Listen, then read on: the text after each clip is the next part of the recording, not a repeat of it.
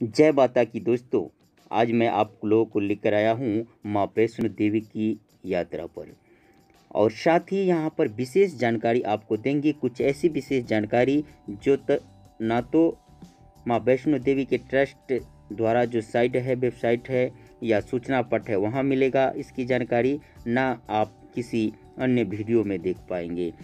और वो परेशानी आजकल के फैशन के युग में कपड़ा पहनने वाले लोगों को माँ के दर्शन करने के दौरान होता है, इनकी पूरी जानकारी, साथ ही और भी बहुत कुछ। जैसे तो यात्रा की प्रारंभ आप जानते हैं कि यात्रा पर्ची से होता है। कटरा में बस स्टैंड के नज़दीक ही है ये यात्रा पर्ची। यात्रा पर्ची कटा लेने के बाद यहाँ से यात्रा की प्रारंभ होता है। यहाँ पर कंट्रोल रूम भी हैं जो आपको वीडियो में दिखा रहे हैं, और वहाँ पर मोबाइल नंबर एवं सारी सूचनाएं, स्वास्थ्य संबंधी जानकारी, मोबाइल नंबर, यहाँ पर वहाँ के कार्यकर्ता बैठे हुए हैं आपकी सुविधा के लिए। हम ये जो दृश्य दिखा रहे हैं आज यात्रा पर्ची के लाइन में, यात्रा पर सुबह यात्रा पर्ची में अभी कम भीड़ है, तो यात्रा पर्ची कटा लेने के बाद यहाँ से यात्रा शुरू हो जाती है। तो आइए हम आगे की यात्रा में ले चलते हैं। और जैसा कि हम आपको बताए हैं कि इसमें हम वो एक विशेष जानकारी ऐसी देंगे जो कि ना तो इस कि यहाँ जो कंट्रोल रूम है या माता वैष्णो देवी का जो ट्रस्ट है उनकी सूचना पट में या जानकारी में कहीं मिलता है, ना तो आप किसी वीडियो में देखे होंगे कि क्या परेशानी होता है कपड़ा के पहनने के हिसाब से, कौन से हिसाब से कपड़ा पहनना चाहिए मंदिर में दर्शन के करने के लिए। ऐसी कोई सूचना नहीं है, और इतने दूरी पार करने के बाद जब वहाँ पहुँच जाते हैं तब ऐसा परिस्थिति उत्पन्न होता है कि वहाँ से आप वापस कपड़ा लेने के लिए आ भी नहीं सकते हैं, और ये परेशानी होती है। क्या परेशानी होती है तो आप हमारे वीडियो के साथ बने रहिए। और ये जो मैं दृश्य दिखा रहा हूँ ये बाल गंगा पर्ची कटाने के बाद एवं चेक पॉइंट के पार करने के बाद बाल गंगा से में स्नान करके भक्तगण यहाँ से यात्रा प्रारंभ करते हैं। तो ये पहला प्रारंभ होता है। यहाँ स्नान कर लेने के बाद यात्रा प्रारंभ हो जाती है। तो आप देख सकते हैं ये दृश्य बाल गंगा का, जहाँ पे माँ की बात हुई थी। तो यहाँ पर लोग स्नान करके अब यहाँ से यात्रा प्रारंभ हो जाती है। साथ ही हम आपको ये भी बताएंगे कि कटरा में जहाँ से लोग दूर दूर से आते हैं कटरा में, और वहाँ पर एक रूम कमरा ले लेते हैं और यहाँ से यात्रा अपना सामान, भारी सामान जो होता है रख करके छोटे से कम सामान लेकर के ऊपर की यात्रा करते हैं। यहाँ एक से बढ़कर एक कमरा, रूम महंगे से महंगे 5 स्टार मौजूद है, लेकिन मेरा उद्देश्य है कि सस्ते से सस्ते मात्र 250 से 200 में जो भी कमरा मिलता है, डबल बेड का, ट्रिपल बेड का, ऐसी भी व्यवस्था है यहाँ पर। और उनके मालिक से पूरे पते के साथ हम मिलवाएंगे और आपको बताएंगे कि आप यहाँ आकर के ठहर सकते हैं। इतने कम दामों में भी यहाँ पर अच्छे से अच्छा हर तरह की सुविधा के साथ कमरा मिलता है। तो पूरी जानकारी के लिए, साथ ही क्या परेशानी होती है भवन के पास जाने पर दर्शन के समय, कौन सी कपड़ा का क्या पाबंदी है जो कि ना तो वेबसाइट पे मिला है, इसके लिए हम कहना चाहेंगे इसकी जो संस्था है, वैसे इन संस्था की जितनी तारीफ की जाए कम है। मैंने अब तक के जो भी तीर्थ यात्रा किया है उसमें सबसे अच्छी व्यवस्था यहाँ की लगी है। और ये है चरण पादुका, पहला पड़ाव जहाँ बालगंगा के बाद चरण पादुका आता है। यहाँ पर पैर रख के माँ वैष्णवी ने भैरवनाथ की तरफ देखा था जब भैरवनाथ पीछा किए थे। तो चरण पादुका के दर्शन के बाद अब आगे की यात्रा आप देख सकते हैं। और मैं बात करता था परेशानी की बात, तो ये जानकारी सूचना या तो वेबसाइट पर या अनाउंसमेंट में करना चाहिए, ऐसा नहीं है होता है, और भवन के पास जाकर परेशानी होती है। और पूरी जानकारी के लिए हमारे वीडियो के साथ बने रहिए। आप देख सकते हैं कि यात्रा में घोड़े के साथ, खच्चर के साथ, पालकी के साथ, छोटे छोटे बच्चे के लिए गाड़ियों के साथ यात्रा करते हैं।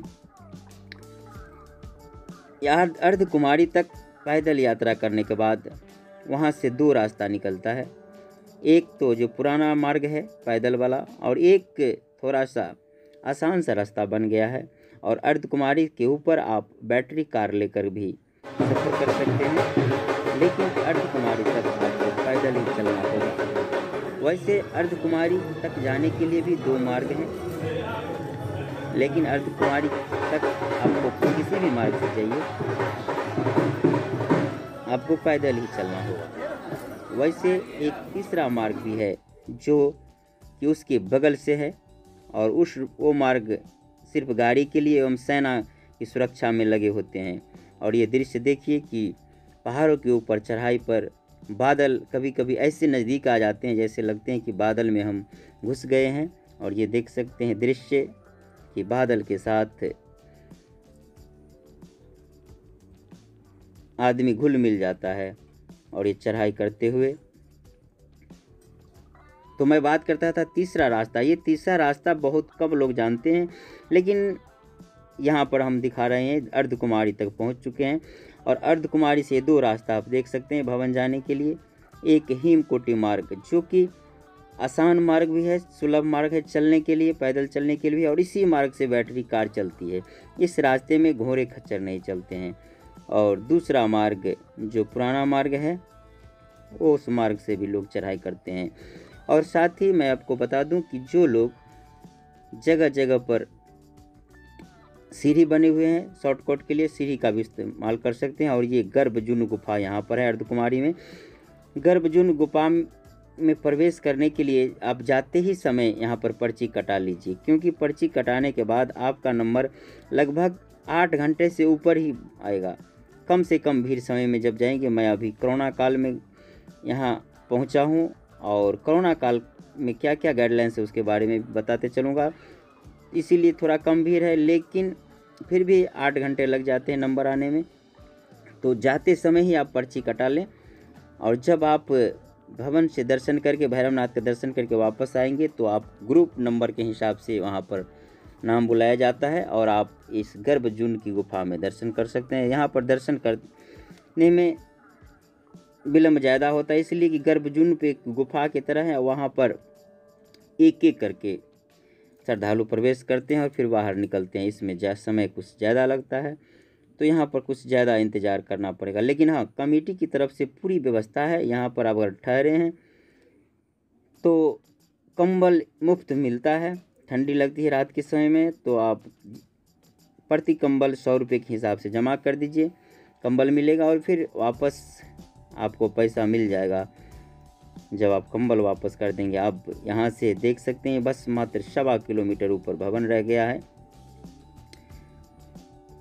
और यहाँ श्री वैष्णवी स्थापित बोर्ड जो है उसकी जितनी तारीफ की जाए उतनी कम है, और अब 1 किलोमीटर का भवन का फासला बच गया है।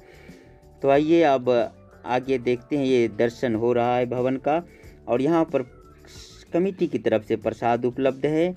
और आइए आगे माँ वैष्णवी का पिंडी रूप में दर्शन कीजिए। या देवी सर्वभूतेषु वैष्णव रूपेण संस्थिता, नमस्तस्यै नमस्तस्यै नमस्तस्यै नमो नमः। और ये आप देख सकते हैं कि माँ के दर्शन करने के बाद भैरवनाथ की तरफ हम बढ़ चुके हैं, और ये रोपवे के माध्यम से भी अब माँ के भवन से भैरवनाथ के दर्शन के लिए निकल सकते हैं। इसका किराया प्रति व्यक्ति आने और जाने का 100 रुपया लगता है। वैसे अभी भी सीढ़ी मार्ग से या रास्ते से पैदल चल सकते हैं, लेकिन अधिकांश लोग अब इसका प्रयोग करते हैं। इसका किराया दोनों तरफ का आप देख सकते हैं, रोपवे का 100 रुपया है आने और जाने का। तो अब हम आपको बताते थे कि जो एक गेस्ट हाउस का भी दिखाएंगे, तो चलिए हम आप गेस्ट हाउस में ले चलते हैं और उनके मालिक से आपको सुनवाते हैं कि क्या कुछ ये बता रहे हैं और क्या क्या सुविधा है इसमें सस्ते सुविस्ते कमरा के लिए आपके लिए उपलब्ध है। आपका नाम क्या हुआ? वेद प्रकाश। आपके गेस्ट हाउस का नाम? दर्शन गेस्ट हाउस। अपना मोबाइल नंबर बताइए। 9906005734। ये मोबाइल नंबर 700060813226। डबल बेड के रूम में कितना किराया आपके पास? 250 रुपये। 250 रुपये। सारी सुविधा है? 3 बेड का भी 250 रुपये, डबल बेड का भी 250 रुपये। सब सुविधा मिलेगी, कोई किसी चीज़ का कंप्लेन किसी प्रकार से नहीं होगा। पानी सानी हर चीज़ की सुविधा, अटैच बाथरूम, गीजर, वाईफाई, सब कुछ कमरे के अंदर ही आपको मिलेगा। चलिए एक रूम भी दिखा देते हैं। चलिए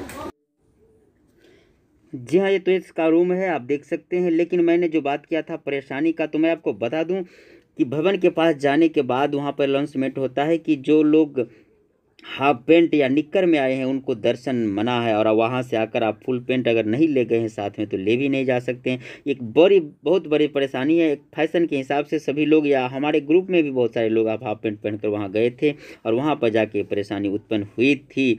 तो आप लोगों को ये जानकारी शेयर करना चाहिए, क्योंकि ये ना तो ये इसकी कोई जानकारी इसकी वेबसाइट पर है और ना ये कहीं पर मिलता है कि हमारी तरफ से। और ये जो होटल का पता है आप साफ में देख सकते हैं, गवर्नमेंट गर्ल हाई स्कूल के, जो कि बस स्टैंड एवं यात्रा पर्ची जहाँ कटती है उससे थोड़ी सी बगल में है, और इस गर्ल हाई स्कूल के बगल से रास्ता निकलते हैं और यहाँ पर आप कमरा ले सकते हैं। इसी के साथ मैं और हमारे गांव से आए 15 सदस्य इस यात्रा से विदा लेता हूं। साथ ही मैं बता दूं कि जो हमारे इस मैथिली चैनल के दर्शक और श्रोता है वो समझते होंगे कि ये वीडियो हिंदी में क्यों बनाया गया। तो मैं आपको बता दूं कि माँ वैष्णो देवी का तीर्थ स्थान एक विशेष हिंदू के लिए तीर्थ स्थान है, और इनकी जानकारी जितनी अधिक लोगों तक हो सके पहुँचे, और अधिकांश श्रद्धालु हिंदी भाषी हैं। तो इसीलिए ये वीडियो मैं हिंदी में बना रहा हूँ। फिर और तीर्थ स्थानों का वीडियो लेकर आप लोगों के बीच मैं आऊँगा हिंदी में या मैथिली में। और इसके लिए कहना चाहूँगा कि जब आप फेसबुक पर देख रहे हैं तो पेज को फॉलो करें, और अगर यूट्यूब पर देख रहे हैं तो चैनल को सब्सक्राइब करिए। अभी के लिए बस इतना ही। जय माता की।